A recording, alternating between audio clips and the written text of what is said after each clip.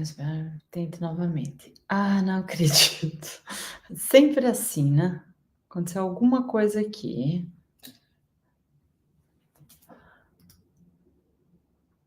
Aí, agora sim, estamos ao vivo. Nossa, levei um susto que deu um errinho aqui, mas agora deu certo. Gente, muito boa noite, essa noite fria, chegando mais uma aula e hoje nós vamos conversar com uma convidada especial, doutora Tamara, onde ela vai nos falar um pouco sobre como, né, atender melhor esse paciente autista. O autismo, como conduzir uma consulta humanizada. Olha isso. Então, vamos aprofundar um pouco mais esse conteúdo. Eu vou conversando com ela, vamos vendo as perguntas que vocês vão trazendo, e a gente vai fazendo em formato de entrevista, mas algo que nós possamos crescer em conhecimento. Então, já chegando aqui, me fala de onde você está me vendo, me ouvindo, se está frio na sua cidade ou não. Comenta aqui comigo. Já fala também, se você é zero, não conheço nada de auriculoterapia, estou caindo aqui de paraquedas, é a primeira vez que eu estou ouvindo falar sobre o assunto. Se você já conhece a auriculoterapia, já fez um curso mais, aplica só em casa ou nem aplica mais, coloca um. E se você trabalha de forma profissional com a auriculoterapia, já atende pacientes com a técnica, coloca número 2. Então me fala, você é 0, 1 ou 2? Diz para mim, e já me disse que está frio. Bahia frio, aposto, duvido, Silvia. Duvido. Frio tá em Curitiba. Ó, Pomerode, verdade, isso sim. O restante. Aí, Tatiane 0, Márcia 2. Muito bom, gente de boa aqui. Instagram, como estamos? 2, 2. Perfeito. Tem o pessoal 1. Petrópolis, frio. Petrópolis é frio. 2, 1. Muito bom, gente. Então, a todas, sejam muito bem-vindas. Olha lá, Santa Catarina, Mariana, frio para ir, Mari. Imagino, minha querida. Ui, ui, ui. Vamos esquentar, então, a noite de hoje? Vamos esquentar? Vamos trazer uma convidada. E, assim, eu acho que é importante a gente mergulhar, né? Mergulhar, saber um pouco mais, saber crescer em conhecimento. Então, convido vocês a receberem a doutora Tamara. Tudo bem, Tamara? Como é que você está? Oi, pessoal, boa noite. Tudo Boa bem? noite. Graças a Seja Deus. muito bem-vinda. Tá frio aí na sua Obrigada. região? Tá, esfriou um pouquinho. Para mim, que não estou acostumada com frio, tá congelando. Gente, ela Mas o mora no clima Rio de hoje tá Janeiro. bom. Imagina se ela veio para Curitiba.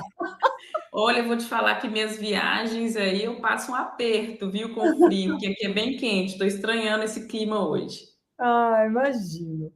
Bom, gente, eu vou deixar a doutora Tamara falar um pouco mais sobre autismo, como conduzir uma consulta humanizada. E à medida que forem surgindo perguntas aqui, eu vou deixando, trago para a gente estar discutindo e conversando aqui, tá bom? Tá Doutora Tamara é ótimo. neuropediatra e atende pacientes com autismo. É isso, né, doutora? Exatamente, isso. Acho que 90% do meu público aí hoje é autista, né? E eu atendo todas as idades, de 0 a 200 anos. Eu atendo todo Olha, mundo, criança, olha. bebê, adulto. Então, é um conhecimento muito grande, né, nessa área. Eu atendo outros diagnósticos também, né? Mas eu tenho uma quantidade grande de pacientes dentro do espectro.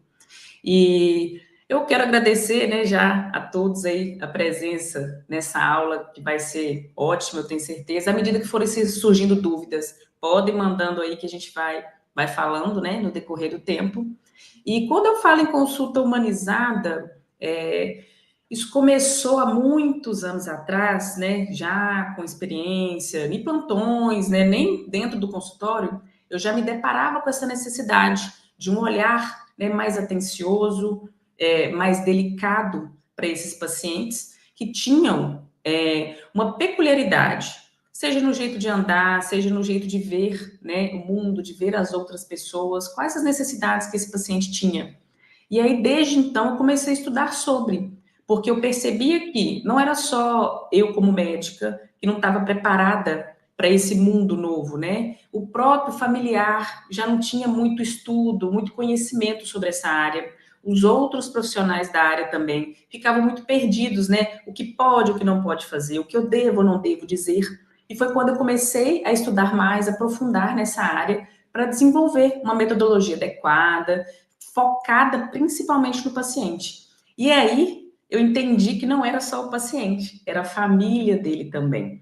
Porque muito destes pacientes, independente da idade, ele pode ser não verbal. Às vezes ele tem uma comunicação que ela não é pela fala, é pelo movimento, é por um gesto, é por apontar, é por chamar de outra forma, puxar pela mão e não chegar e verbalizar, eu quero água, estou com sede, não vou entrar, algo desse tipo.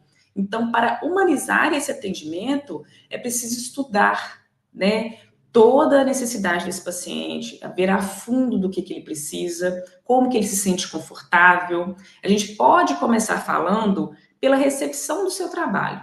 Seja ele próprio, essa clínica é minha, esse consultório é meu, ou não, eu subloco uma sala, porque eu já vivi nos dois ambientes, né? Então, se você subloca, cabe muito você conversar com o proprietário, com o gerente, dizer, olha, eu tenho um paciente neste horário que ele precisa dessa e dessa situação na recepção. E quando é a sua recepção, você faz os ajustes necessários. Um caso é a cor dessa parede, né? Toda a minha clínica foi estudada na colorimetria, tudo de acordo com o que seja mais agradável para o público. Cores que não estimulem muito, cores que não deixem o paciente muito agitado, mais irritado. Tudo isso é uma forma de humanizar, porque ele entra, quando ele adentra a recepção, ele tem que estar confortável, né? Ele tem que sentir assim, olha, aqui é um ambiente tranquilo e seguro.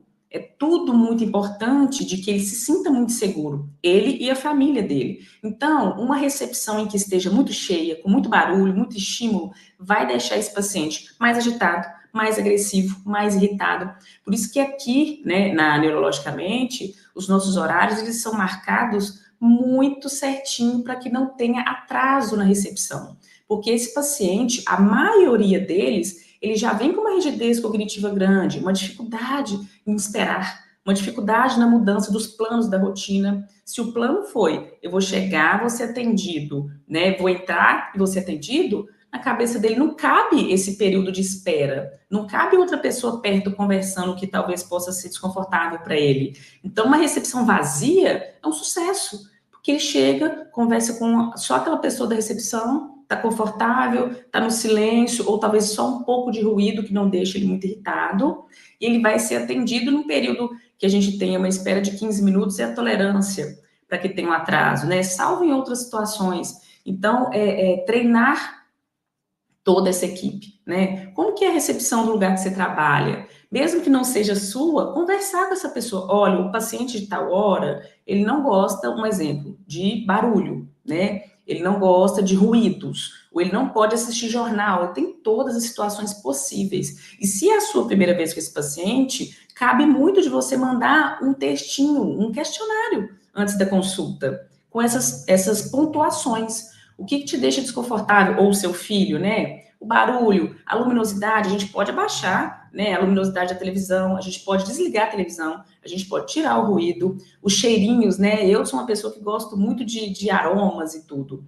Eu tirei, porque não é confortável para todos. E alguns ficam irritados com isso, então vai pela maioria, eu tirei os cheirinhos, então já não tem tanto cheiro, pouco estímulo, não tem brinquedo na recepção, apesar de ser um lugar que recebe muito criança, né? Então, nos lugares onde ele deve ser estimulado, tem um monte de brinquedo. Na recepção, não tem, porque aí é a porta de entrada. Pode ser que aquela pessoa que está chegando ali não tenha interesse por brinquedo ou nem goste dele, né? Ou seja um adulto, que também não está ali para pegar naquele brinquedo. Então, tudo isso ele se sentir único, ele se sentir respeitado naquele ambiente, né? O tom de voz precisa ser treinado durante os anos, né? Eu vim fazendo muito treino de comportamento, né? De perfil comportamental. Então, meu timbre mudou, a velocidade mudou, a intensidade das palavras, tanto com adulto quanto criança. E isso deve ser passado para a equipe.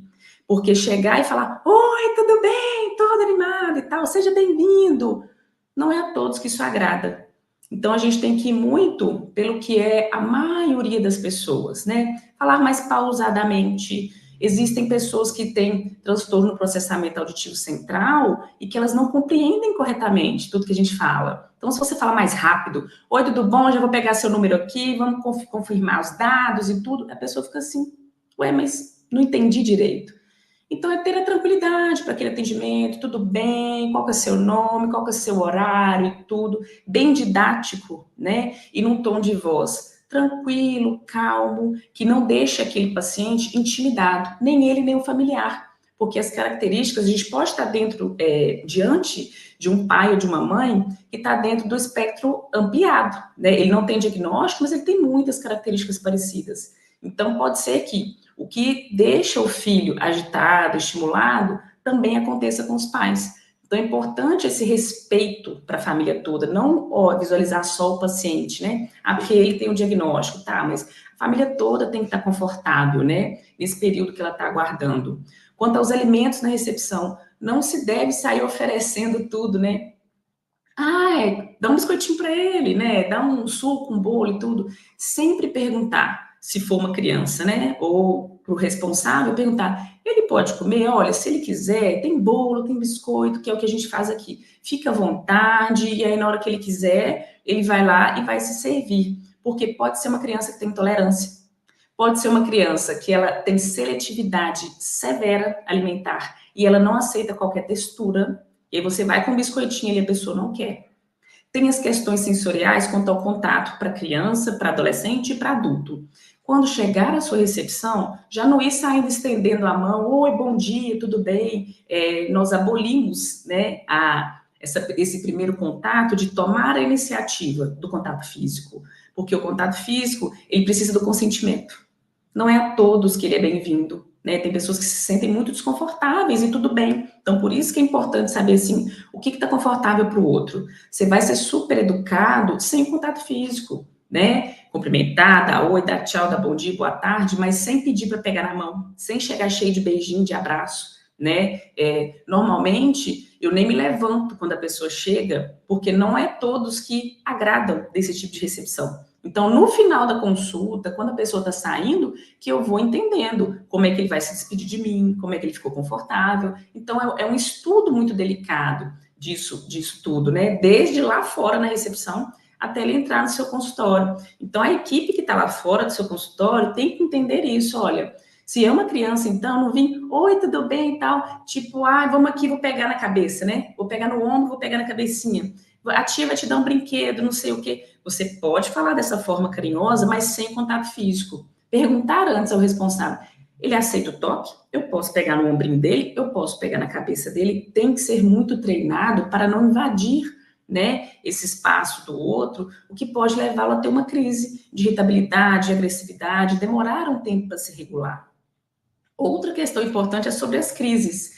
Se a gente tem crise, pode ser de agressividade, pode ser de irritabilidade, sobrecarga sensorial, tá cansado, ele pode se deitar no chão, independente da idade. Resolveu, deitou ele na recepção, deita, chora, grita, ou deita só para ficar deitado, se regulando, parece que está pensando na vida, né? Cerca de alguns minutos, isso vai atrasar com que ele entre no meu consultório. Mas ele vai levar o tempo que ele precisar deitado ali no chão. E tudo bem, porque minha equipe está sabendo disso. Então, se você vai receber esse paciente, tem que estar tudo muito acordado ali. Olha, pode acontecer, pensar em todos os cenários. Isso, isso, isso e isso. Então, como é que nós vamos agir, né?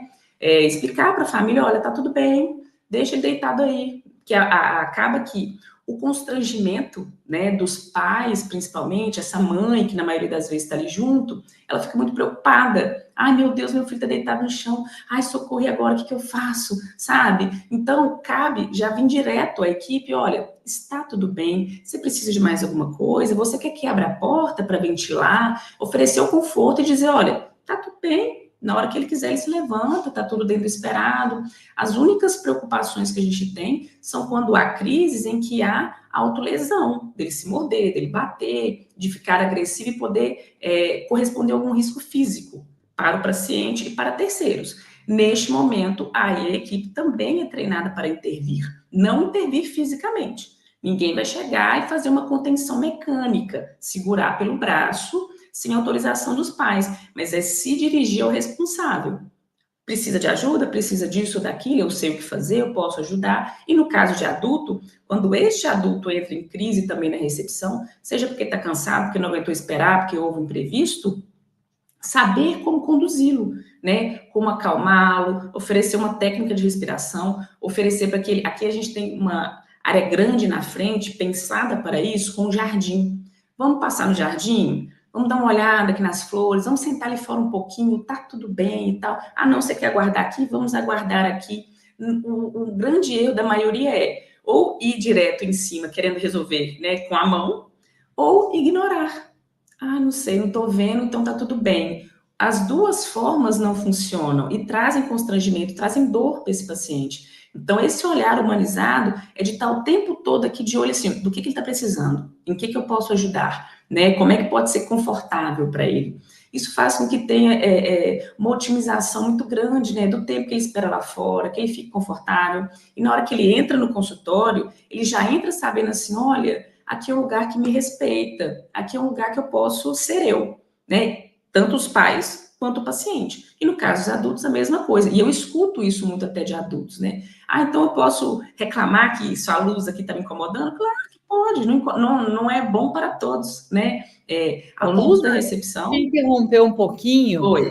Perguntar, esse do adulto, você já teve algum caso aí no seu consultório que você lembra que te chamou a atenção, assim, que você conseguiu controlar? Que ele exigiu alguma atenção especial de você?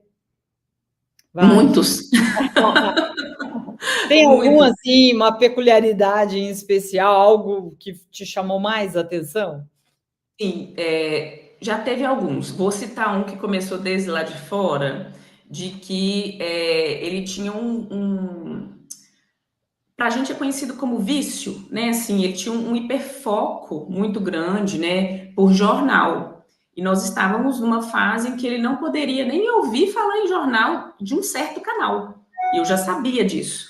Mas aí, por um motivo, né, do destino naquele dia, porque eu sempre sinalizo, mando para a recepção, ó, o paciente tal hora vai ser assim, televisão desligada, ou televisão ligada, barulho tal, ruído tal, nananã. E para esse dia, estava sinalizado, mas tinha outro atendimento de adulto no mesmo horário que pediu para ligar a televisão.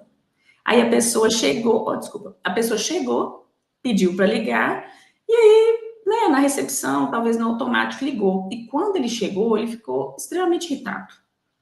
Né, assim, que ele falou assim, poxa, eu tô aqui, vocês não estão me respeitando, né, a doutora Tamara falou que eu não posso ver, e eu tô num período de não sei o que e tal, e por ser homem, por ser forte, né, tudo, ele fez muito barulho, e bate daqui, bate dali e tal, aí foi aquela situação, E aí, eu como é que saí, você aí eu conduziu? saí, fui aqui para fora, cheguei, oi fulano, tudo bem? Falei, nossa, me desculpa, fiz o que deveria, né? Me desculpa mesmo, foi um imprevisto, entrou uma senhorinha aqui que ela adora esse jornal e tal, mas ó, já desligamos a televisão e tudo. Ele, não, mas eu não vou consultar, eu nunca mais vou voltar aqui e tal. Eu falei, tudo bem, não precisa entrar, você quer fazer o quê? Você quer sentar? Aí comecei as opções. Você quer sentar aqui na recepção? Você quer sentar no jardim? Você quer dar uma respirada comigo? Vamos andar para a gente respirar? Lembra que a gente fala muito dos exercícios de respiração e tudo mais? E aí ele foi só me ouvindo, né? E a gente foi acalmando e tudo mais. Você tá certo, você tá com a razão. Eu sei que não deveria ter acontecido e tudo.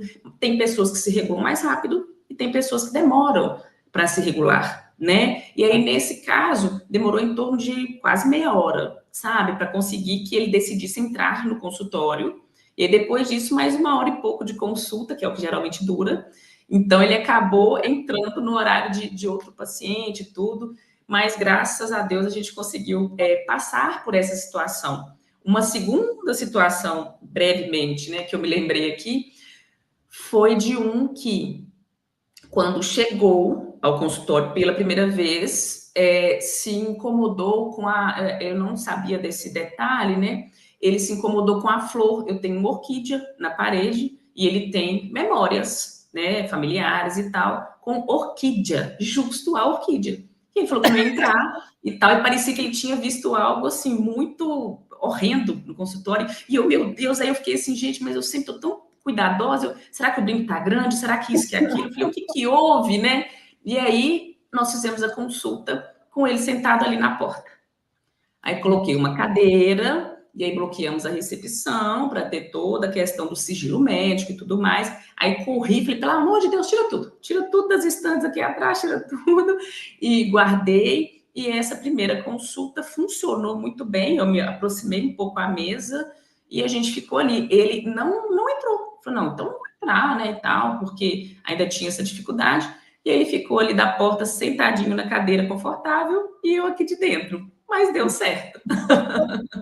E nas Gente, olha, próximas ele entrou. ela tá aí, ó, são estratégias, né? A doutora Tamara está aqui exatamente para compartilhar, assim, quais são as estratégias que você precisa para fazer, às vezes, uma primeira consulta na anamnese. Então, antes, na auriculoterapia, aqui tem várias mães, vós de autistas e pessoas que atendem esses pacientes com resultados muito bons, assim, em termos de acalmar esse paciente, de aliviar incômodos, né, e dar qualidade de vida, melhorar foco e concentração, mas ao mesmo tempo são pessoas que às vezes não tiveram treinamento para atender esse tipo de paciente. E, por exemplo, e que até conseguir acalmar, né? não chegar na orelha. Quando você falou de não tocar, eu fiquei pensando, falei, nossa, tem que... Eu pensei muito sobre isso, porque aqui a gente oferece eletroencefalograma. E aí é um treinamento pesado para quem faz o eletro, para entender do que pode, que não pode, porque cada um é um jeito. Então, tem pessoas que eu sempre ofereço, que talvez seja uma realidade que pode ser possível para vocês, oferecer para ir antes até o consultório e conhecer o local. Porque aí o nosso cérebro ele não difere do que está acontecendo agora e do que vai acontecer depois. Então, para ele já está vivenciando aquilo, você vai preparando ele. Olha, vem aqui na sala do eletro quantas vezes você quiser na semana. A mesma coisa para o exame laboratorial, coleta de exame de sangue. Vem, conversa com a pessoa que faz, pega na máquina, pega na touca do eletro, senta na máquina. Ah, não aceitou sentar? Não. Deixa a mamãe pegar e mostrar para ele, pôr na cabeça, enfim. E aí, ele vai se preparando para aquele momento. Na sessão de auriculoterapia, pode ser feito da mesma forma, mostrar para ele antes, ou mandar um vídeo, se ele não puder ir até o local, né, para que ele se prepare para aquilo.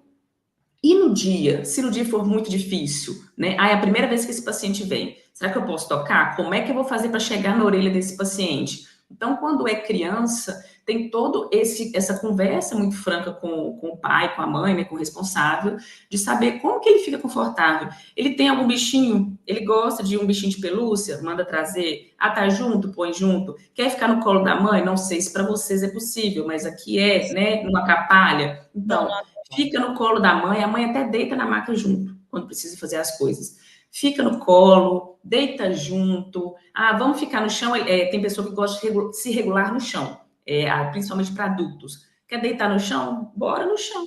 Vamos deitar no chão, vamos fazer como que é mais confortável para você. E a gente vai vendo qual é essa zona de conforto para o paciente. Já que dá para ser algo bem móvel, assim, né? Você pode ir até a pessoa, perguntar mesmo como é que ele fica mais confortável e prever os movimentos. Olha, agora eu vou pegar na sua orelha assim, ó, e pega na orelha da mãe e pega na dele, se possível. À medida que vai percebendo, né, que a pessoa está deixando, se for criança, perguntar à mãe, já tocaram na orelha dele? Como que foi? Se for a primeira vez, sempre prever, gente, eles precisam de previsibilidade.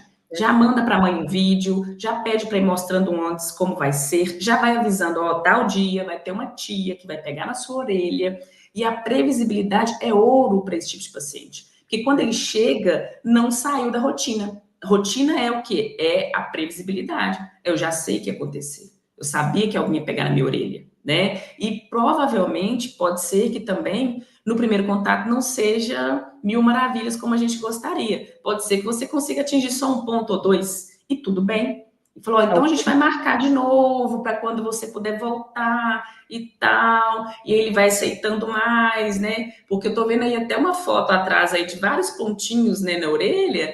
Pode ser que a gente não consiga aplicar todos no primeiro momento, né? E já preparar a família para isso. Não, olha, pode ser que não seja possível fazer tudo que precisa. A gente vai até onde dá. Só isso já deixa o responsável muito mais tranquilo, assim, de olha, não vai chegar e pegar no meu filho à força, ele vai ser recebido bem, vai dar tudo certo. E essa questão da previsibilidade, eu uso até para pacientes com síndrome do pânico, porque ele vê antes e aí não tem o mesmo gatilho. Então, se ele vai para o seu consultório para fazer uma auriculoterapia e você tiver algum vídeo didático para enviar, né? Seja adulto, seja criança, é de extrema importância. Olha, sua consulta vai ser daqui 3 dias, uma semana. Eu prefiro uma semana, que é um tempo maior para assimilar, né? Dependendo do cognitivo desse paciente.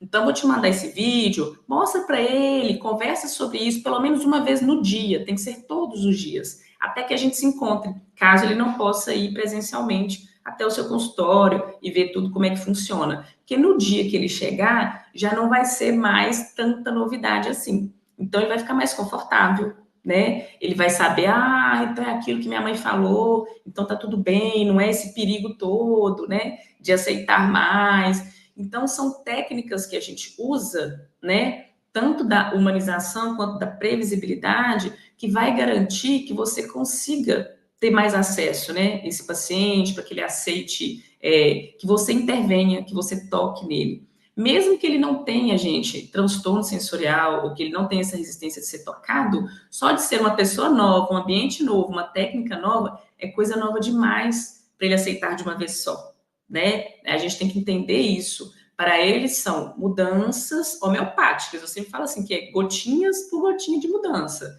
Então, tudo que você for acrescentando para esse paciente tem que ser devagar. Então, vale muito a pena essa previsibilidade.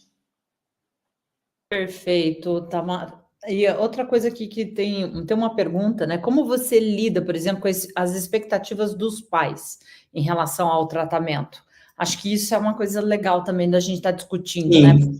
A gente sabe que tem a criança, tem todo esse detalhe, e eu achei ótimas as estratégias que você trouxe aqui do começo, de como abordar essa criança, de avisar antes, por exemplo, essa de mandar um vídeo para o pai, para a mãe, antes, eu achei fantástica, gente. Se vocês Sim. botaram, anotem aí, hein?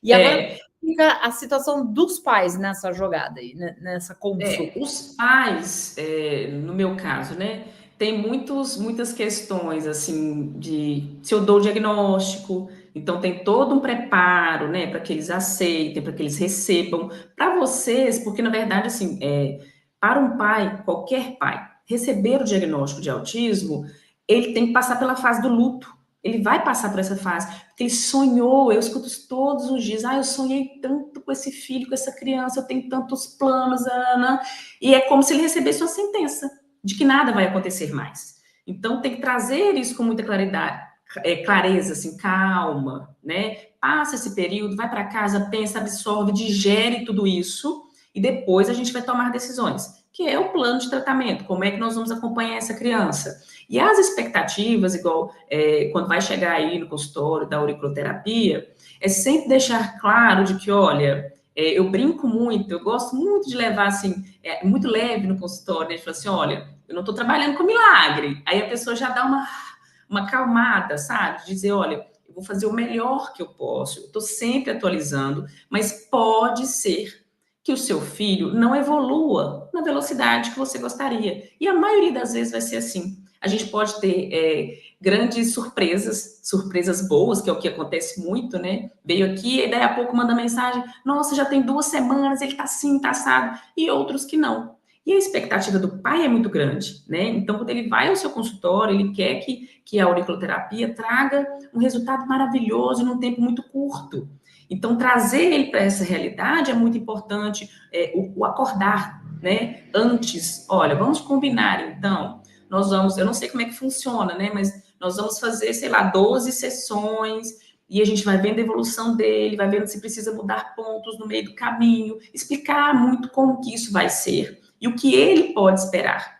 E no meu caso, eu estou sempre dizendo assim, olha, você pode ter expectativas para mais e para menos. Para mais, eu falo, ó, no melhor dos mundos, mês que vem, quando você voltar, nós vamos esperar 3 palavras a mais, nós vamos esperar 2 toques físicos, vamos esperar isso e aquilo, Ana.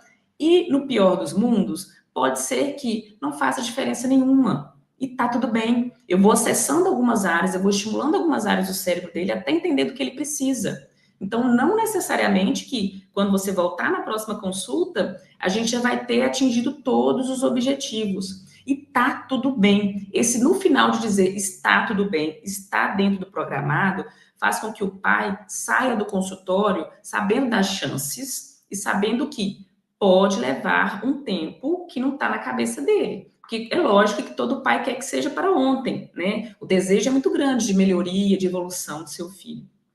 Mas pode ser que o cérebro dele tenha uma velocidade que não é a que ele está imaginando. E você já trazendo isso para ele, mais uma vez falando da previsibilidade, faz com que ele caminhe melhor junto com você. Que na hora que voltar na outra sessão, ele vai te dizer até com mais clareza: olha, eu percebi que depois que ele fez a auriculoterapia, deixa eu ver, a inquietação motora durante o dia melhorou. Na escola, eles falaram que está melhorando, mas à noite ele continua muito inquieto. À noite ele está muito assim, muito assado. Por quê? Porque você já preveu para ele o que poderia e o que não poderia acontecer. Quando essas informações não são passadas, esse pai fica perdido. Ele não sabe nem o que observar.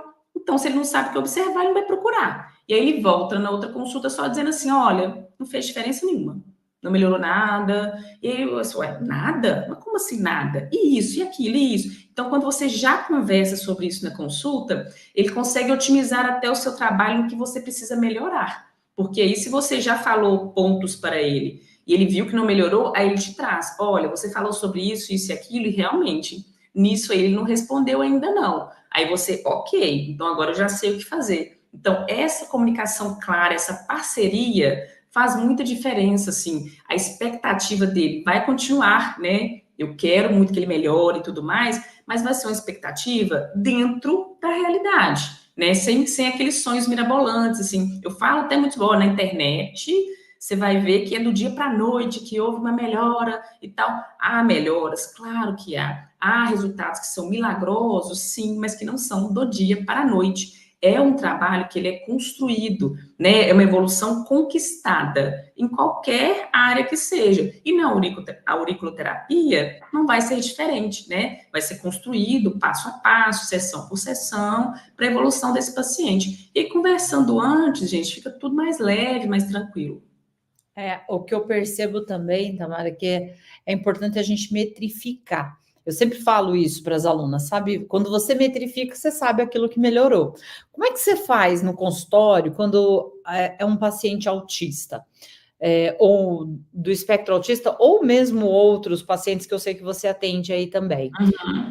Você metrifica como esse paciente? Você pergunta quantas palavras ele fala, se ele se comunica bem, se não, noite, sono. Se você pudesse falar um pouco mais sobre a tua anamnese, como é Sim. que você faz isso, tá bom? A minha anamnese é assim uma.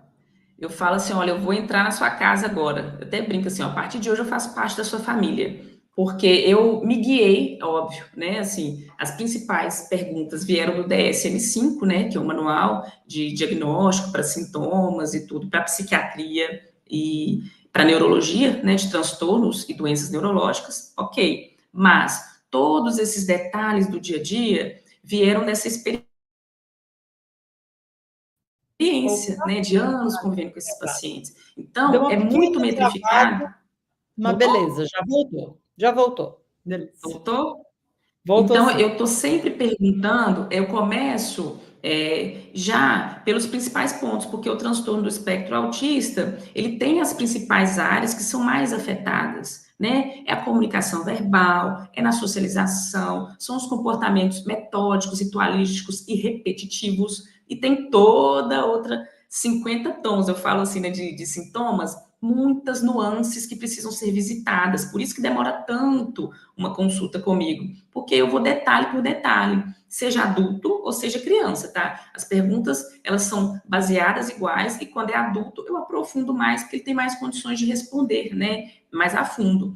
Mas no caso da fala, é perguntar se você for receber uma criança no seu consultório, né? Como é que tá a fala dele? Ele já fala alguma palavra que eu, que não moro com ele, compreendo? Porque para a mãe, que já está acostumada, já vive com ele, acha que ele se comunica muito bem. Falar é diferente de comunicar. Então, se ele fala, aí eu dou exemplo. Ele fala algo que eu vou entender, eu, Tamara, ele vai chegar na recepção, vai conseguir falar assim: ah, minha barriga tá doendo, cadê minha mãe? Tô com fome. Aí a mãe: ah, não, isso ele não fala. Ah, o que ele fala? Ele fala mamã. A mamãe é o quê? Ah, é mamãe.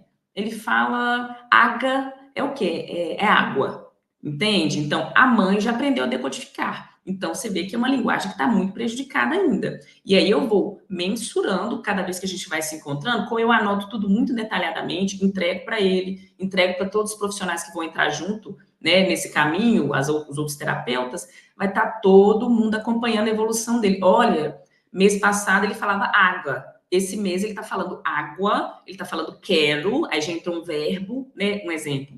Ou ele falava 3 palavras com difícil compreensão. Agora ele forma frase com 2 palavras. É muito detalhado. Então, tem situações que a gente começa, essa metrificação é feita detalhadamente com o número de palavras, se tem contexto, se não tem contexto, se a compreensão é boa ou é difícil compreensão, o vocabulário está aumentando, tem frase, tem diálogo. O diálogo é descritivo. Descritivo é o quê? Como é que foi na escola? Ah, foi bom, legal, normal. Ou não responde, não tem diálogo. Aí, quando ele já traz algo, hoje teve bolo de chocolate na escola. Aí você já fica até mais aliviado. Olha, esse paciente faz o diálogo descritivo. Então, na consulta, ele vai me compreender melhor, né? Então, tem muito de observar. Às vezes, você conversa com ele o tempo todo, ele não vai olhar no seu olho. Então, a gente vai observando como é que isso vai evoluir durante todo o acompanhamento, né? Tem adultos até que passam a consulta inteira sem olhar no meu olho na primeira vez, né? Ou tô olhando para baixo, ou tô olhando para o outro lado. E eu falo abertamente sobre isso. Olha, como que é para você esse contato visual, né? Que tem outros que fazem. Você está conversando comigo olhando no meu olho, é porque você está fazendo força, é porque você já se treinou para isso, ou porque é confortável para você? Eu falei, olha, porque tem pessoas que estão olhando no olho, mas aquilo ali está desconfortável e tal, eu só quero entender como é que está funcionando. Aí a pessoa fala, olha, não, eu já me treinei, mas não é confortável.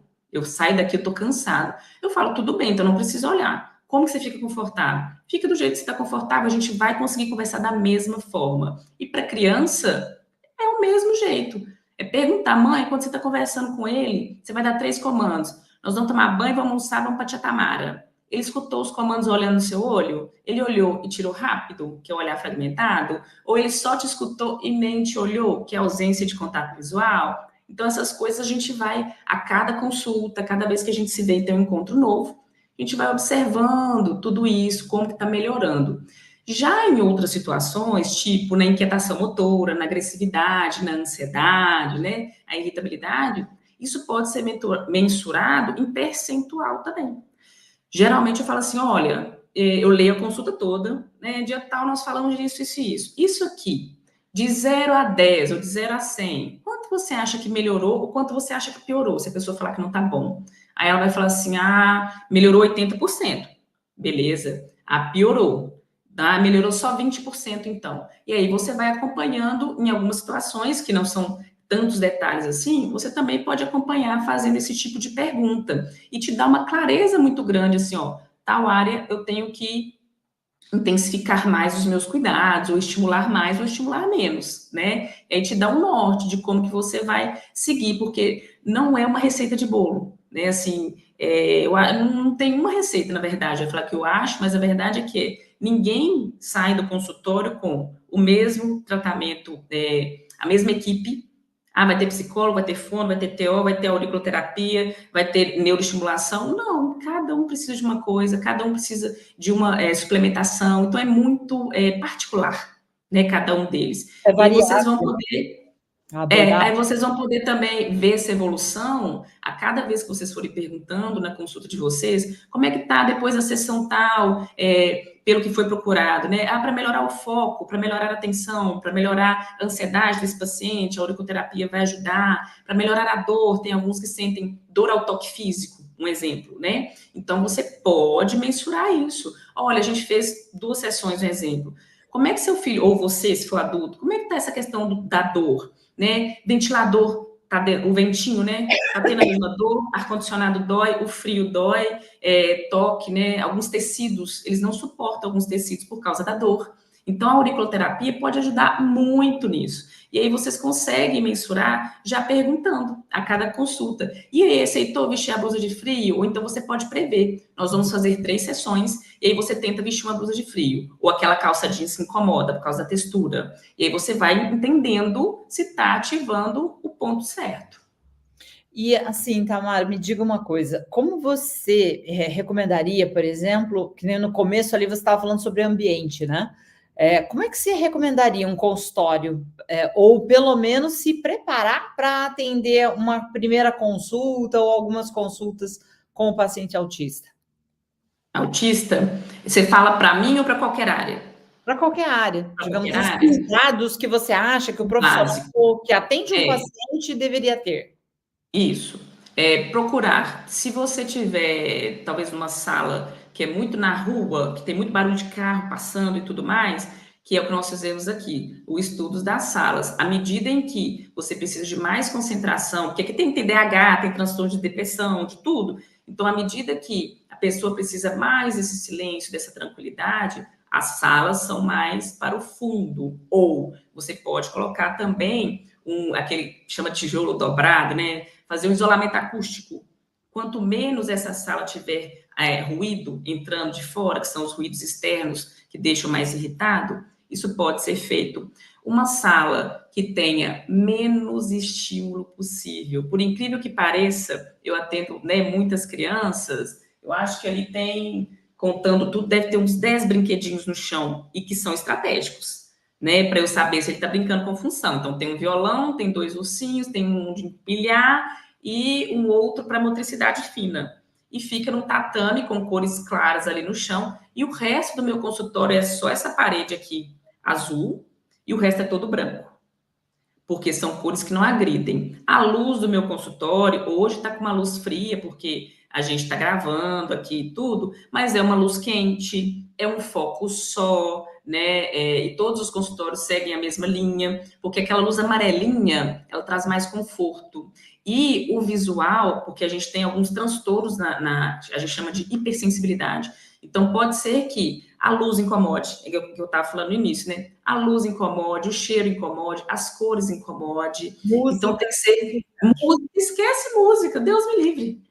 Principalmente quando são aquelas músicas para relaxar, existem pacientes que se irritam muito com música. Isso. Então, isso tem que ser perguntado antes. O que eu adoro, eu até durmo, mas o que me Era uma relaxa, pode colocar música do fundo suave, só se o paciente gostar. E aí você vai ter que perguntar, essa pessoa perguntou assim, pode ser suave? O que é suave para ele? Porque tem gente que gosta de som repetitivo, pim, pim, pim, pim, e isso deixa tranquilo. Já tem outros que gostam do fundo do mar, já tem outros que gostam de ouvir música clássica. Então tem que perguntar, tudo tem que ser muito específico. Vai ter música? Vai. De que música que você gosta? Me manda um exemplo, alguma coisa assim, para que isso não atrapalhe todo o seu atendimento, né? O cheiro, não deixa cheiro, esquece cheiro.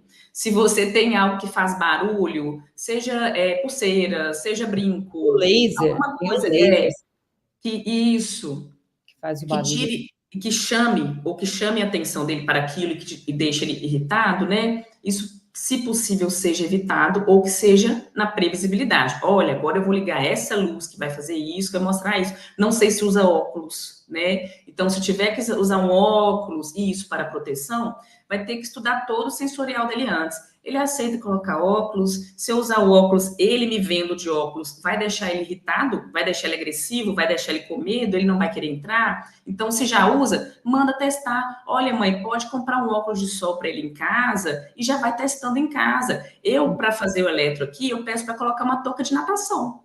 Ó, todo dia você vai colocar a touca de natação, vai deixar 10 minutos e vai avisando. No dia que a gente for na Tia Tamara, nós vamos fazer assim o exame. Vai ser desse jeito, vai ser parecido com isso. Então, para o óculos de vocês, é a mãe usar, é colocar com ele, começar a mostrar, olha, existe esse óculos, olha, tal dia vai ter esse óculos. Olha, uma São ótima. coisas que podem ajudar muito, né? Assim, e se houver imagens, eu não sei qual é essa orelha que está aí atrás, eu não sei se, quando for atender uma criança, se ter uma foto de um órgão com alguns furinhos seja confortável para ela. Pode trazer medo, né? Então, se isso puder ser tirado naquele momento, até que ela entenda como é que funciona, pode ser bom, porque o estímulo visual também traz resposta. Então, não é só cheiro, não é só escutar. Ele está o tempo todo observando tudo, por mais que ele não esteja olhando no seu olho, porque vai ter criança ou adulto que vai, ó, o tempo todo Ele está te ouvindo, mas não está te olhando. Só que ele está observando tudo. Eu tenho pacientes que contam até isso aqui, ó. Deixa eu ver se eu consigo mostrar. Isso, ó. Aham. Que eu tinha uma recepcionista que fazia isso. E ele foi me pediu para avisá-la. Olha, a fulana está fazendo isso aqui, pelo amor de Deus, eu não estou aguentando esse barulho. Como eu não tenho isso, falei, gente, mas de onde que ele tirou? Aí ele foi e explicou. Então, são coisas que, às vezes, o próprio profissional tem um hábito. Como eu já me treinei tanto, eu permaneço, assim, imóvel durante a consulta, até que eu veja que eu posso gesticular. Você já viu que eu sou muito de falar e mexer muito. Mas isso não é confortável para todos. Então, são coisas que, no seu consultório, quando for receber, em qualquer idade, vocês têm que observar muito isso. A cor, né? Esse batom que eu uso aqui, eu estou usando ele para live, mas é um nudezinho que eu uso, é uma maquiagem muito clara, para que não irrite muito o visual, para que isso não canse, ou que para não estimule muito, porque ele pode ficar mais cansado, mais irritado, faz diferença, né? Eu não tenho cheiro de nada durante as consultas. Quando vem alguém, hoje teve 2 mães, devem estar vendo aí, que eu falei assim, ai, que delícia, tá cheirosa, que inveja, porque eu adoro perfume, mas não é para todos. Então, eu também não uso, né? Quando a gente vai cuidar de criança, né? Igual no caso de vocês na auriculoterapia, pode-se pensar assim, eu vou usar aqueles jalecos todos coloridinhos, né? Que criança gosta. Esquece esses jalecos. Eu doei todos. Eu tinha lindos na época da pediatria, que eu fiz pediatria antes, e eu amava os meus, eu tinha de princesa e tudo mais. Tá, mas tem gente que tem pavor de personagem. Tem gente que não gosta de cor. Muito monocromático vai super bem, né? Aí eu tô, tipo, num tom de marrom, aí eu tô numa pegada um marrom claro por dentro, um blazer marrom escuro por fora, aí eu venho no preto, aí eu tô com outro preto e talvez um cinza. Pensar muito nas cores, porque quando a gente tem só, assim, uma mudança dentro da mesma paleta, o cliente ele fica mais confortável, né? E ter cuidado também, não sei se como é que vocês usam as coisas na mesa, se fica tudo muito solto, de ter o mínimo de, igual que tem uma caneta, né? O mínimo de coisa possível. Copo, caneta, coisas que podem ser perigoso para o paciente, porque ele pode engolir. Do nada, ele pode olhar para você e fazer assim, e pegar alguma coisa e engolir. E aí, como é que você vai fazer? Ele pode pegar aquilo e enfiar em algum orifício, ou ele pode tentar aquilo e pegar e se agredir, ou tentar agredir, e é muito instantâneo. Ele não precisa estar extremamente irritado e agressivo. Ele olhou para um negócio seu ali, ele resolveu, ele pega e manda onde for. Então, entender assim, olha, isso aqui representa risco, isso aqui não dá, isso aqui não dá. É quase que um consultor assim, meio pelado e as coisas guardadas, assim. Eu tenho aqui no meu consultório, eu trouxe até da minha casa, que eu tenho um bebê, e aí as travinhas que a gente põe nos guarda-roupas, em gavetas, todo o meu consultório tem muitas portas e gavetas, porque eu preciso guardar as coisas para estimular cada paciente, remédio, caixa de remédio, tudo tem aquela travinha. Então, ele chega, ele tenta de todas as formas abrir, puxar, ele não vai conseguir. Então, é segurança para ele e para mim. Usar essas travinhas transparentes, né, assim, não muda a estética do consultório, mas te dá mais segurança e dá mais segurança para o paciente. São coisas que já vão fazer uma diferença grande aí no atendimento. Então, jaleco, por exemplo, você não usa jaleco para atender o paciente. Tá, perfeito. Não, porque como eu atendo adultos também, existe uma outra situação que chama a síndrome do jaleco branco, que graças a Deus só tem cardiologista aqui, né? Mas tem gente que só de ver alguém de jaleco, a pressão sobe, eu tenho até parente assim, então a pessoa fica muito ansiosa. E aí eu aboli o jaleco branco, acho lindo, adoro e tudo, mas já entendi que não funciona. Quanto mais eu estiver perto, assim, de, olha, eu tô aqui como se fosse um colega seu, eu sou um familiar seu, tá seguro? De eu mostrar para ele assim, olha, tá tudo bem, não tô... Eles perguntam, né? Vai ter intervenção? No seu caso, é muito importante, porque tem agulha, né? O medo é muito grande. Vai ter injeção, vai ter vacina, vai ter não sei o quê. No meu caso, pode olhar em volta, não tem nada. Nós vamos só conversar. Tem um brinquedinho ali, alguma coisa assim. E para adulto, a mesma coisa.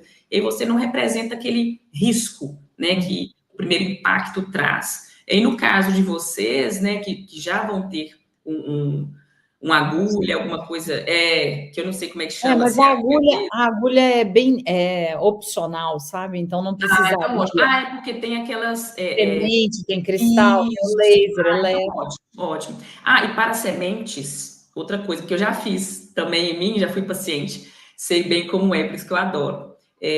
Para sementes, é importante comunicar. Se for um adulto, pedir que, se possível, na próxima sessão, venha alguém junto. Traz seu esposo, traz não sei o quê, para ele ver para conversar. Por quê? Há risco grande dessa pessoa pegar aquilo e comer. Ele Hum. pode comer até mesmo com aquele micropore que põe por cima, alguma Aham, coisa assim. aham. Então, ele pode tirar aquilo justamente por causa das questões sensoriais. Então, tem gente que tem repulsa por texturas, mas tem outros que adoram. Por isso que eu falo, às vezes ele pega aqui, vê isso aqui brilhante, ó, olha, cadê? Olha que Aham. perigo. Aí, quer comer, independente da idade. Então, isso pode acontecer também na questão de vocês, de entender como que é o sensorial e saber, olha, leva, ele tem essa, a gente fala perversão, né, de sentidos, ele vai pegar e vai comer, então se ele vai pegar e vai comer, como é que nós vamos ver uma estratégia para isso? Quanto tempo que isso vai durar? Será que eu vou ter que estabilizar ele de outra forma para depois colocar essas sementes? Tem alguém responsável que vai contar essas sementes para mim? Vai saber se estão todas aí?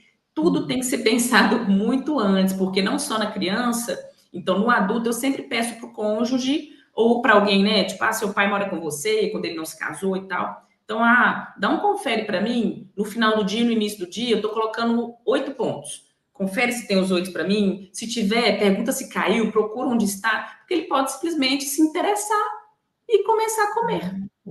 Uhum. Olha isso, hein? Interessante, interessante. Nossa, eu acho ótimo. Eu vou abrir para perguntas aqui, Tamara, que eu acho que o pessoal Ótimo. falou para te perguntar um monte de coisa. Eu Vamos já li embora, vários pode perguntar. elogios aqui, viu? Só você saber. Aqui no Instagram, porque eu estou administrando Instagram, Face, YouTube aqui, ó. Nossa, então seria interessante o laser.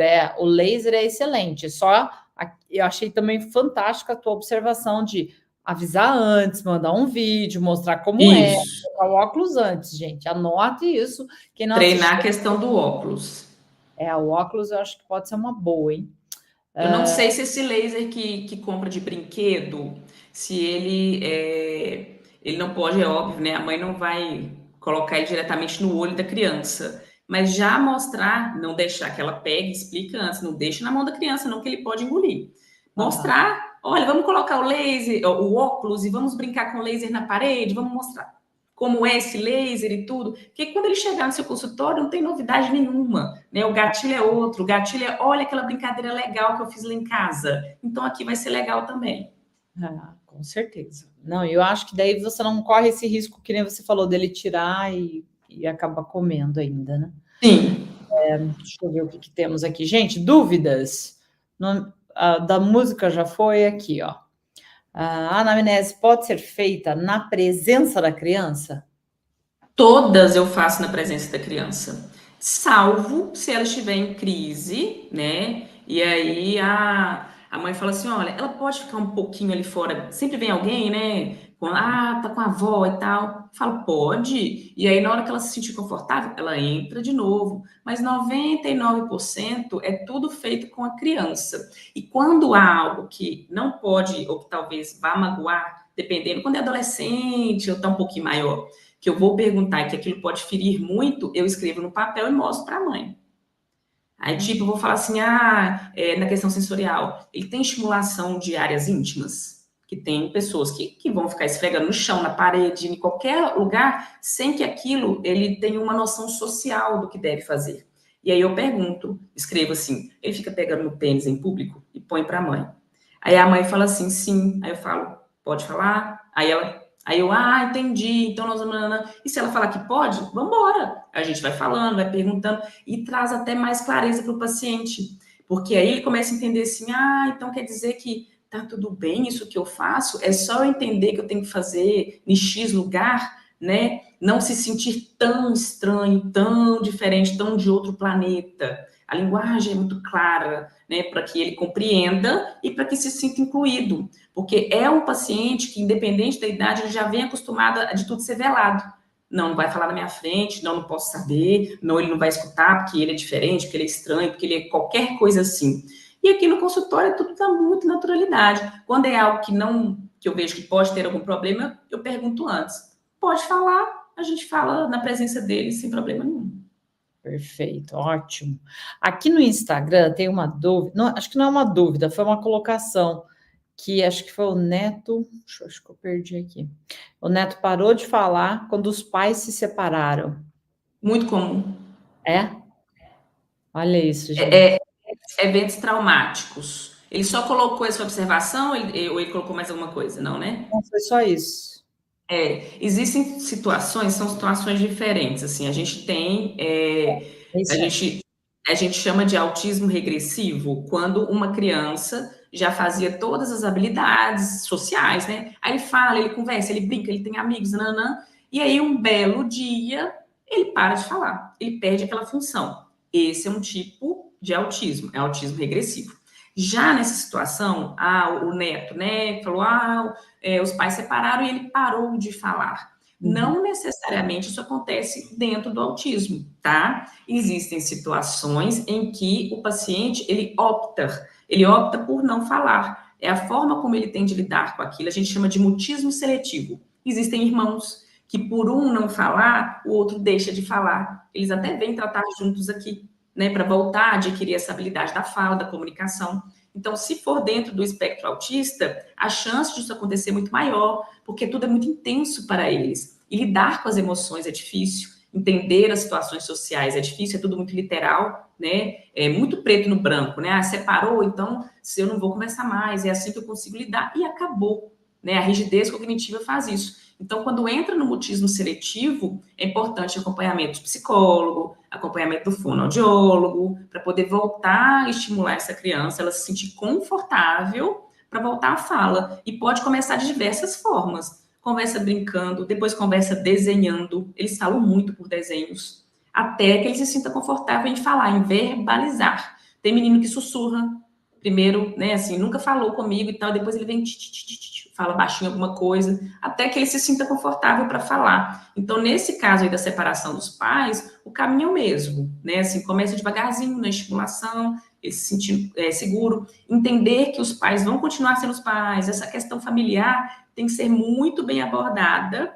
porque olha primeiro só para a fala, né? O problema é que ele parou de falar. Não, o problema é a causa disso. Então, se os pais estão brigando na frente dele, tem que parar. Se os pais não estão se vendo, se está privando um pai ou outro de ver, tem que ver como é que isso vai funcionar. E aí, estando confortável, a fala vai ser o próximo passo.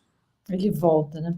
Aqui, eu não sei se é a mesma pessoa que eu perdi, tem muito comentário, mas tem 2 anos e 4 meses, e daí não fala. E para ele fica jogando tudo no chão também. Mas eu acho que é uma questão de treino, né? Como você falou. E essa questão do jogar no chão, existe uma fase no neurodesenvolvimento que é esperado, que ele compreende que existe esse movimento. Que é até a gente fala assim, tá fazendo hora com a minha cara, tudo que ele pega ele joga no chão, que é o que eu tô vivendo hoje. Hoje não, uns 2 meses lá em casa do meu bebê. Crianças, né, não fazem isso, né? Que é chegar nessa fase e tal. Só que essa fase de 2 anos e 4 meses, então já é um atraso, né, no neurodesenvolvimento. Não é para pegar tudo e jogar no chão. O contexto aí, eu não consigo entender porque não foi muito detalhista. Não, mas é a mesma pessoa. Até a Marili está colocando aqui, a mesma pessoa. É a mesma pessoa. E tem que ser muito no detalhe. Jogando tudo no chão.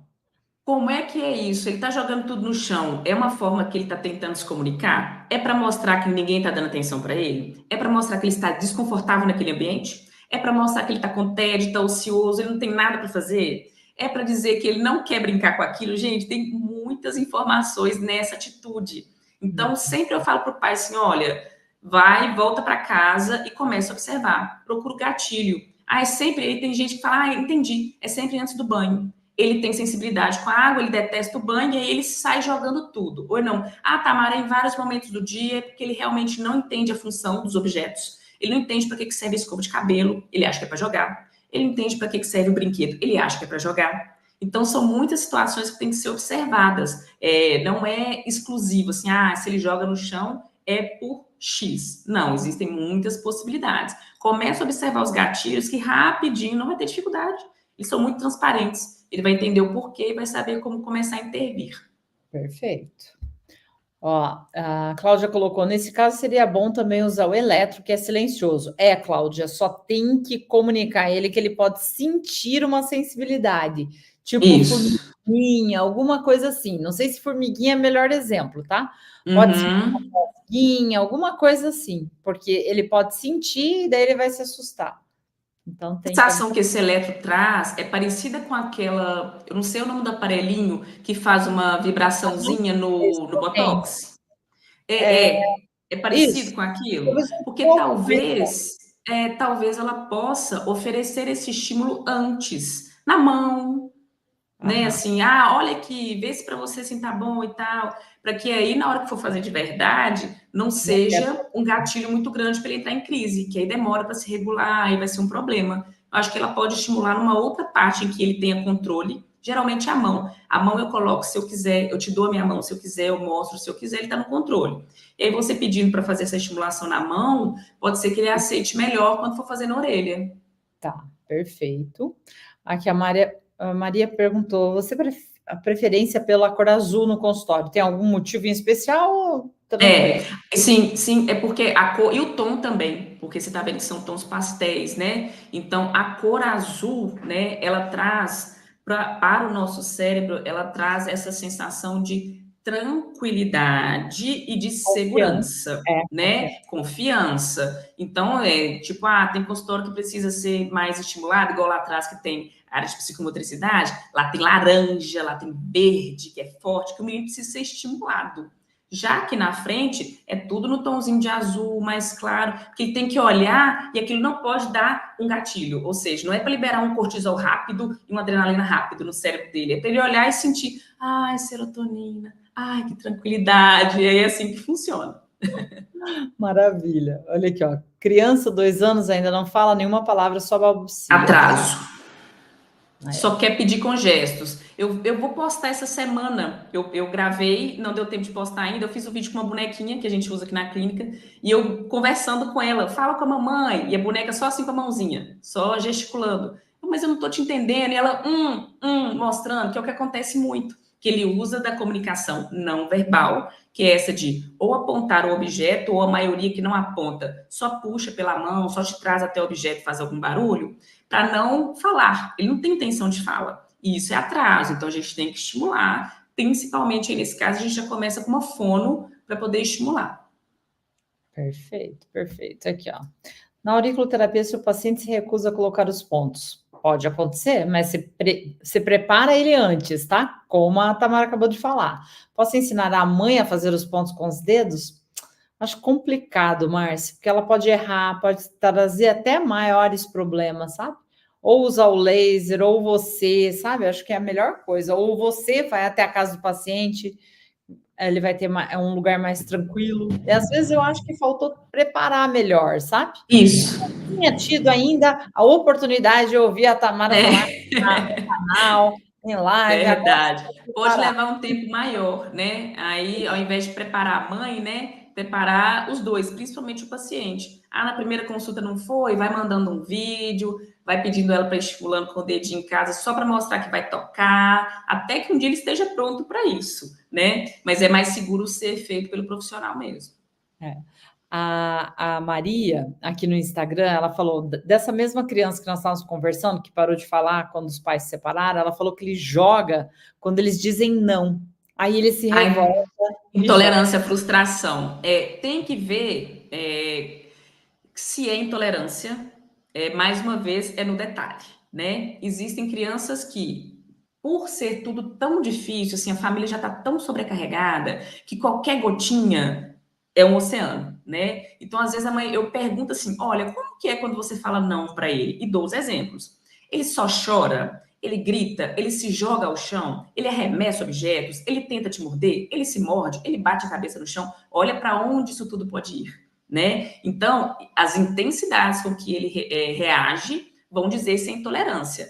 Pode ser só uma birra da faixa etária. Quando fala não, ela pega, sei lá, achou uma caneta que, joga a caneta no chão. Isso não é intolerância à frustração, né? É a forma, não é adequada, mas é uma forma que ele está lidando esperado para a faixa etária. Já a intolerância à frustração é uma situação que ela vai demorar provavelmente mais de 15 minutos ou até dias para que ele se regule. Ele não vai aceitar o não. Ele vai gritar, gritar, gritar, gritar, gritar, até você ter que sair daquele ambiente. Ele vai se jogar no chão, vai levantar. Ele vai bater a cabeça no chão. Ele vai te morder, ele vai morder o outro, e por aí vai, que são situações de difícil controle.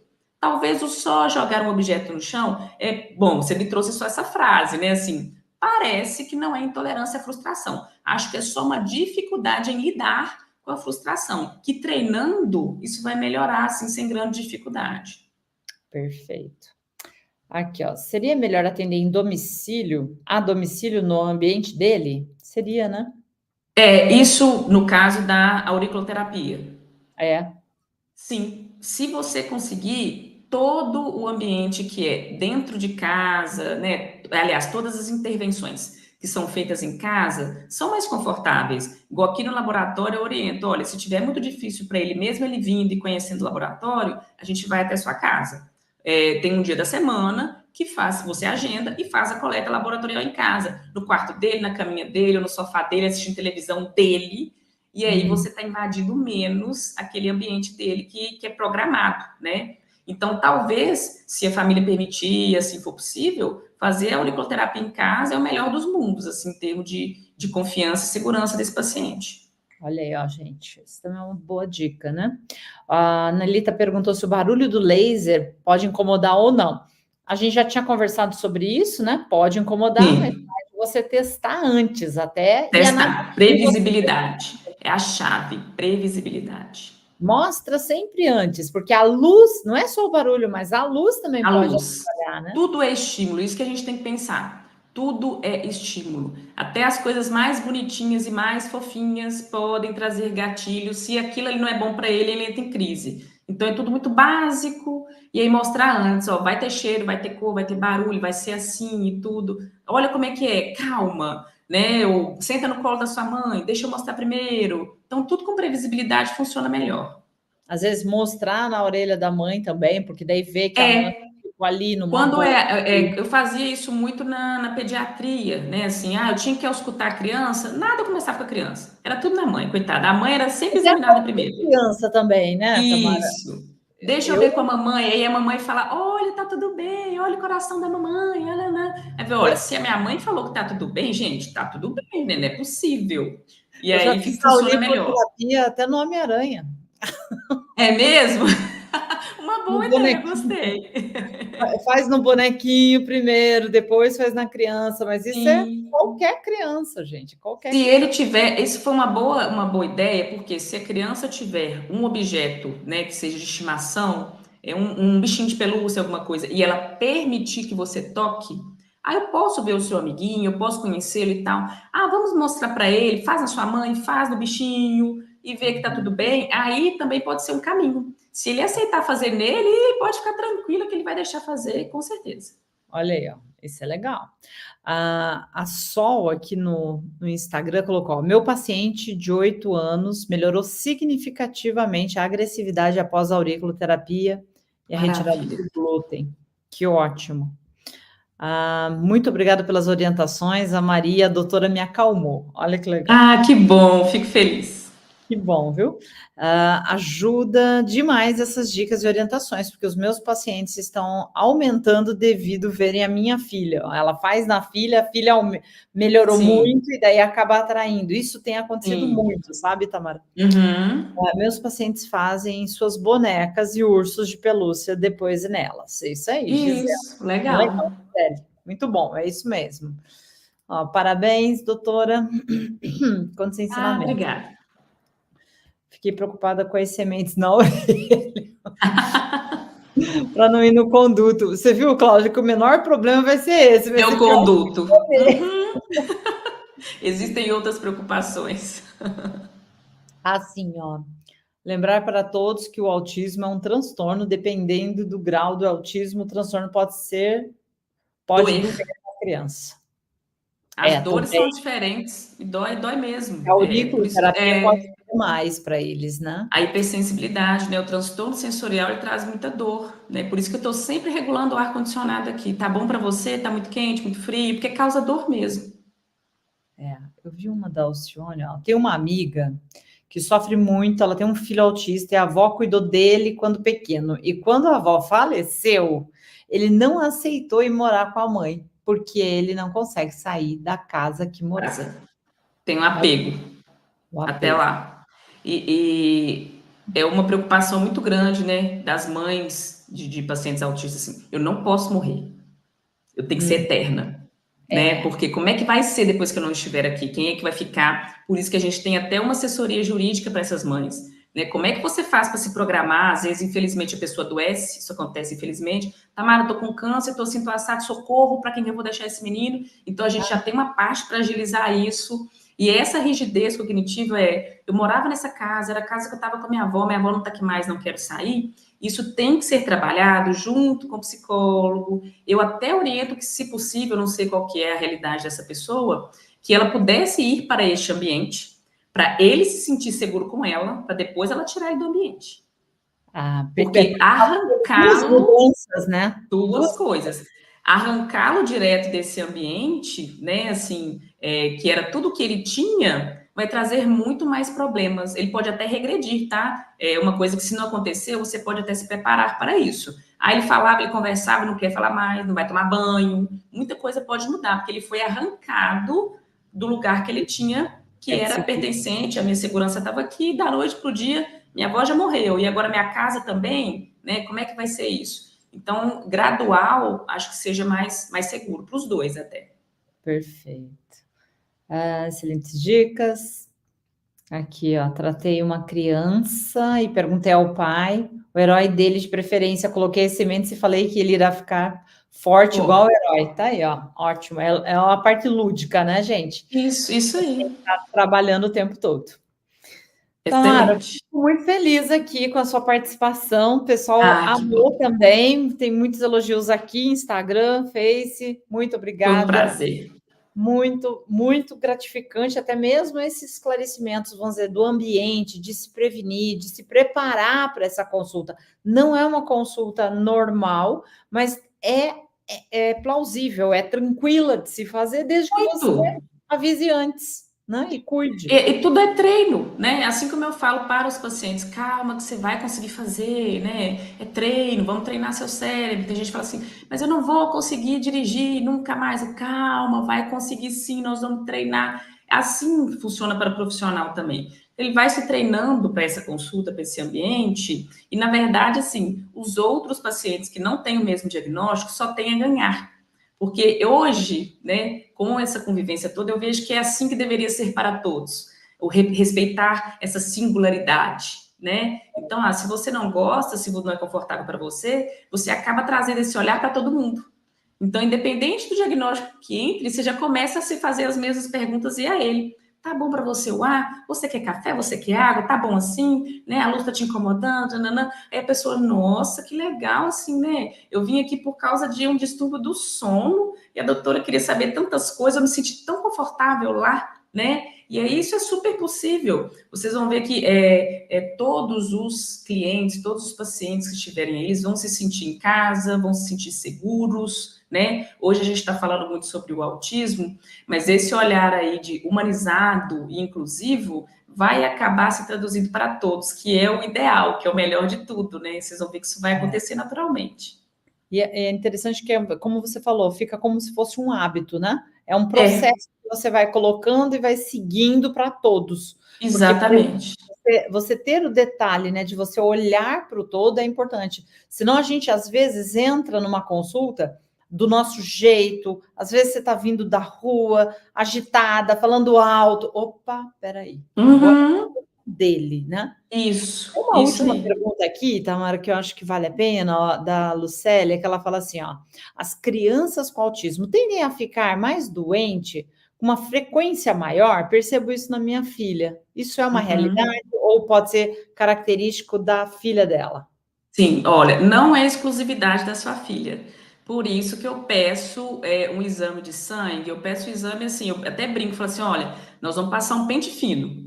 Então, eu peço toda a parte hormonal, peço a parte de imunidade, os IgEs para os alimentos que são fontes inflamatórias. O que acontece? Não é que essa criança ela adoece mais só porque ela é doente. Como ela já tem um próprio funcionamento inflamatório, né? Tá sempre vendo células boas, né, do nosso corpo, vendo vitaminas como se fossem problemas, o sistema imunológico vai lá e pula em cima querendo resolver o que não é problema. Eu brinco muito e falo assim, olha, o sistema imunológico do seu paciente, do seu filho, ele está com a lente embaçada, o óculos dele não está enxergando direito. Então ele vê uma vitamina e acha que é problema e vai lá e extermina. E aí ela está sempre pegando virose, está sempre com rinite, com dermatite, imunidade está baixa, né? Então a gente vai ver por dentro. Na primeira consulta eu vejo por fora, vejo todos os sintomas. E aí, quando a gente pede, quando eu solicito esse exame de sangue, aí eu consigo entender os porquês dos sintomas. E aí eu vejo por que está sempre com rinite, com dermatite, com pneumonia, com sinusite de repetição durante o ano, otite. Essa criança ela acaba adoecendo mais por dois fatores. Ou ela tem, né, já o processo inflamatório que já está bem operante há muito tempo, que responde muito diretamente à alimentação, que aí a gente uma aula para mais 200 horas de alimentação, né? Que alguém aí falou sobre o glúten, de ter tirado, né? E tudo. Eu tenho na equipe também alguns nutricionistas com a especialização para neuro, que precisa entender qual alimento inflama mais, qual deixa mais irritado, mais agitado, com menos foco, menos atenção, com a imunidade ruim. Às vezes a gente comprando, você tem a melhor intenção, vou comprar isso aqui porque é natural, é saudável, mas para aquele paciente pode representar risco para a saúde. Tem a seletividade alimentar, que eu não sei se essa paciente aí tem, que come pouco, come só os mesmos alimentos, vai adoecer com mais frequência. Então, não é uma exclusividade só do autista, não. É da criança em geral, né? Só que para os pacientes com diagnóstico de autismo, TDAH, transtorno de ansiedade generalizado, distúrbio do sono e as intolerâncias alimentares, isso é numa proporção muito maior. O exemplo que eu dou aqui no consultório para mim, que faço sempre exame e tal, e sei que o meu padrão inflamatório para alguns alimentos é o esperado para o meu organismo, toda vez que eu comer um prato de macarrão ou de arroz branco que não seja integral, vai liberar um tantinho assim de fator inflamatório para o meu corpo inteiro. Para uma pessoa que tem esse distúrbio, vai liberar esse copo cheinho aqui, cada refeição que ele fizer. Um biscoitinho que ele comeu para a escola, libera isso tudo. Até o corpo dele processar isso, o tanto de lesão que isso traz para todos os outros órgãos, é um negócio que a gente não vai conseguir controlar. Então, a alimentação é uma peça-chave aí para a saúde e para a evolução desse paciente também. Gente, isso pode acontecer para todos, né? Então, para todos. Ficar de olho. Muito obrigada, doutora Tamara. Foi um prazer obrigada. Estar aqui conversando. Fala para o pessoal o seu Instagram, para eles estar te ouvindo, saber mais sobre autismo e como você aborda esses problemas aí no dia a dia. Claro, o meu Instagram é doutora Tamara Inácio, tudo junto, minúsculo. Se você colocar no Instagram Tamara Inácio, vai aparecer os dois até, vai aparecer o da clínica também, que é Neurologicamente, tá? E aí os outros profissionais, tudo isso que a gente conversou, é isso aí, esse aí mesmo. Né?